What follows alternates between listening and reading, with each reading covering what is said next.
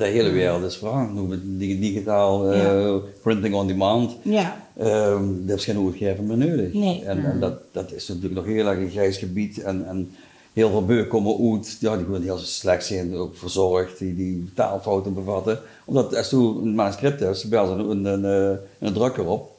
En er zijn allerlei pakketten erbij kregen dat ze ook in de boekwinkels komen te liggen. Maar daar gaat niemand zo over om het dus gewoon door te lezen en dat tips bij te geven. Dus dat is een gebied waar behoorlijk nog veel aan de hand is. Want de uitgevers die voelen natuurlijk ook wel het oorje in de nek.